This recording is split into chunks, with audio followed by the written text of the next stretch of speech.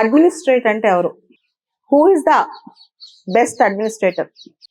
ఒక అడ్మినిస్ట్రేటర్ని best administrator అని ఎప్పుడు చూస్తావు? దాని వెనకాల ఏదైనా ఎథికల్ స్టోరీ ఉందా? అసలు మనం ఎందుకు అడ్మినిస్ట్రేషన్లో ఉండాలి? పరిపాలన అంటే ఏంటి? బెస్ట్ అడ్మినిస్ట్రేటర్ అంటే ఎవరు? మనమే ఎందుకు బెస్ట్ అడ్మినిస్ట్రేటర్ అవ్వాలి? ఎనీవన్. మీకు ఒక చిన్న ఎగ్జాంపుల్ చెప్తాను. మనకి ప్యారెట్స్ కనిపిస్తున్నాయి కదా, మీకు ఒక కథ చెప్తాను. ఆ కథలోంచి అడ్మినిస్ట్రేటర్కి ఉండాల్సిన లక్షణం ఏంటో మీరు చెప్పండి. ఓకే? ఒక రామచిలుక ఉంది. రామచిలుక రాముడు భక్తురాలన్నమాట. ఎంత భక్తి అంటే జీవితంలో ఒక్కసారైనా లార్డ్ రామాన్ని చూడాలని కోరిక.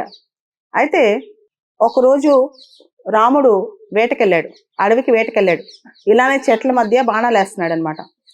ఒక బాణం వెళ్ళి ఈ రామభక్తురాలైన రామచిలుకకి తగులుద్ది.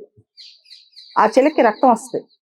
రక్తం రాగానే నన్ను ఎవరా ఇంత బాగా గాయపరిచింది అని చెప్పి ఏడుస్తూ విలవిల్లాడుతూ చూస్తూ ఉంటుంది అనమాట, కళ్ళు ఇలా ఓపెన్ చేసి. చూడంగానే జీవితకాలంలో చూడాలనుకున్న రాముడు కనపడతాడు.